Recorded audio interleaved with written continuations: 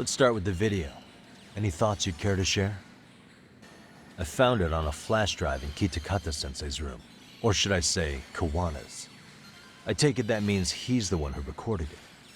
Yes. That means Kawana already knew back then the rest of you were bullies too? Yes. If that's the case, then why was Shinya Kawai the only student thrown under the bus for it? Kawana-san didn't show that tape to anyone else? We had no idea we were even being taped. We didn't find out about the video, or the reason he sat on it so long until way after graduating. Why exactly did he sit on it for so long?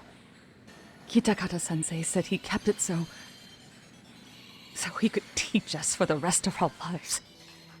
What? If that video came out at the time of the incident, I'm sure life would have been hard for us then. After all, Kawai was exposed online, and that would mean millions of yen in compensation for damages. Yeah, but you guys could have wound up in the same boat. No. At most we would have come across as dumb kids he roped into helping him. We might have caught some flack, but people would chalk it up to kids and their cliques and move on. But that's only how it would have gone if it had come out while we were still teenagers. You're saying circumstances are different now? I have a child now. A husband, an upscale apartment. If the world sees that tape now, I'll lose it all. And what do you think would happen to my son? The son of a woman who drove a kid to attempt suicide. His life would be ruined. That recording is more than kids being cruel. Mitsuru jumped from the school roof that very night and is still in a coma today. I get it. You have that much more to lose now than when you were a kid. Same for all my classmates. Kurokawa Academy is a prestigious school, after all. Most graduates go off to great universities and land high-paying jobs. One started his own company. Others have families. And they're all in your position too, huh? If that video gets out, they lose everything. Exactly. Do you get it now? He waited for all of us to get what we wanted in life, just so he could threaten to take it all away. And when that time came, he started contacting us. Every student you see in that video. When was the first time Kawana approached you? 5 years ago. I was out on a walk with my son when he came strolling up out of the blue. At first, I barely recognized him. His eyes were so hollow. Then, without so much as a word, he took out his phone and played that video. He's a psychopath!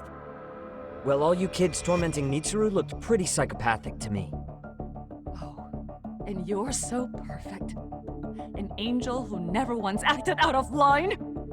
Never lashed out at someone weaker than you, or sided with the group to shut someone out. Everyone does it! We were just lucky enough to have some creep tape us, picking on some kid who couldn't take it. Why did this have to happen to me? I'd say it's because bad things happen to bad people. You'll sling your barbs from a safe distance, but once you're on the other side of it, you curl up and play victim. You said it was 5 years ago that Kawana showed you the video? Reminds me of something Shirosaki-sensei was looking into. What? There was this guy, I think his name was Shinya Kawai. Something about him getting snatched off the streets about 5 years back.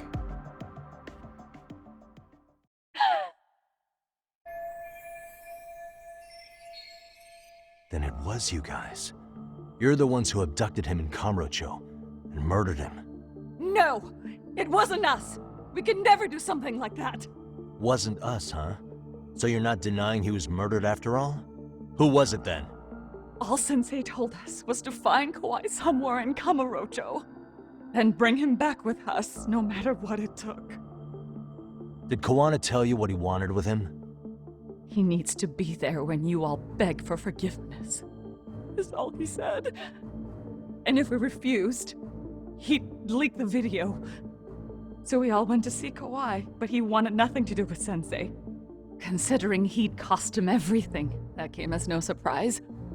But doing nothing would cost the rest of you everything too. Yes. So we had to force him into our van. After he put up a fight. Yeah, that lines up with what the local eyewitnesses said. So then what happened? Nobody's heard from the guy since. We were directed to bring him to a wharf in Yokohama. And that's where we begged for forgiveness. After that, he said we were free to go. All except Kawai. So you left him there alone with Kawana? We had to. The day after, I got a message on my phone from Sensei. What did it say? Nothing. There was only a video. It was of all of us, pushing Kawai into the van. Turns out he recorded what we did in the city. You can see all our faces so clearly. How we covered Kawai's mouth as he screamed for help. Even if you know all the backstory, the video is a clear-cut abduction. As I was watching it the first time, another message came in. This time, a picture. When I saw it, I just went cold. That's when I knew I would never be able to escape him. It was a picture of Kawai. Dead.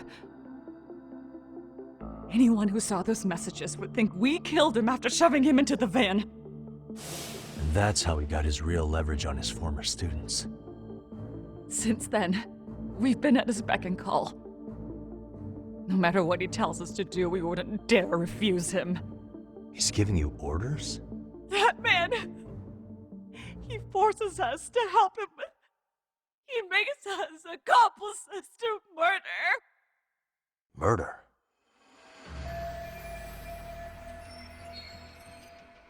What the hell? Murder who, exactly? Any bullies involved in suicides. That's who Sensei's got it in for. Anyone he can find across the country.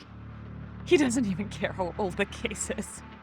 If a student commits suicide, and bullying is suspected as the cause, he'll turn up. As far as I know, counting Kawai, I think he's killed at least 7 people. 7? How's he doing this? So his idea of justice is killing bullies? Across the entire country? He said that's the only way we can atone. Anyone who drives someone to suicide must always face justice. Until society comes to terms with this, he says we'll keep getting our hands dirty. That way, we might be able to save the next few Mitsurus before it's too late for them. Not sure I should say this out loud, but I'm kind of rooting for this guy now. Yeah, let's not. So was the murder of Hiro Mikoshiba part of that agenda? We know Mikoshiba drove Ihara-san to suicide 4 years prior. That has to be why Kawana let Ihara murder him, and how you found your role in establishing his alibi. Not just me. Grabbing Mikoshiba required a good number of people. All the people who pinned Ihara down. And even the ones who filmed it, they were working for Sensei. So that's how it went down. We had an unspoken agreement that we wouldn't directly take part in any killing. He just makes us his accomplices somehow. Like luring a target or digging a hole for a body. But the one thing we can't ever do is turn him down. If we do, he'll send his video of us abducting Kawai to the police. And then Kawai's body will turn up with our fingerprints all over his corpse. And we know that because he's hidden Kawai's corpse in a freezer somewhere. He's preserving one of his murder victims? So as long as he has that, you're wrapped around his finger. Sounds to me like Kawana's had one thing on his mind for 13 years. Sitting on that video and becoming an Ijincho handyman was all in service of his real motive, killing off bullies. He's dragged all his former students into this hell, until the day it destroys every single one of you. Is today that day? We'll see. I'm still curious about a few things though, if you don't mind. What? There are these scumbags chasing down Kawana called RK. What part did they play?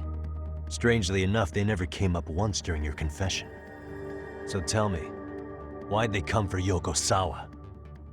That I don't know for certain. But Sensei did reach out to Yoko-chan about 6 months ago over the phone. He was asking her about the suicide at Seiryo High. The suicide at Seiryo High. You must be talking about Toshiro Ehara. The lawsuit played out like no bullying took place, right? That the school wasn't responsible. But Yoko-chan was a teacher there, and Sensei was able to get the truth out of her. How'd he do that? What did he say? From Yoko-chan's perspective, she and Sensei were both just teachers dealing with students attempting suicide. I think that's why she let her guard down and told them everything. After learning the truth, Sensei believed Mikoshiba needed to be held accountable. So if Sawa-sensei hadn't talked to him, Ehara wouldn't have gotten involved? And none of this would be happening in Ijincho? Possibly. No, this isn't right. Sawa-sensei didn't know Kawana's identity or his objectives. She thought she was just talking through her problems with a sympathetic ex-teacher. At the very least, she sure as hell didn't deserve to die for that. It's not like we're the ones who did it.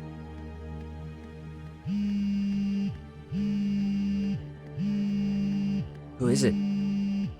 Block number. Hello? Yo, know who this is, Yagami? Kawana? Yeah. I heard you're looking for me. Where are you? I'm willing to meet you now if you come alone. But you have to let Mamiya go in exchange. What? Alright. She's free as soon as I see you. Works for me. Then come on down to your office. I thought I'd let myself in. What? Gotta say, this chair's pretty comfy. Pretty sure I locked up behind me when I left. Listen, I'll only meet you alone. No one else. And don't make me wait long, or I could change my mind. He told me to meet him alone. You can let Mamiya-san go once I confirm he's there. You gonna be alright by yourself? Well, he already knows Mamiya-san's with us. I'm guessing he was watching us from somewhere. And I can't afford to do anything that would piss him off enough to make him disappear. Got it. Oh, we'll take care of this end of it. Shouldn't you move your ass?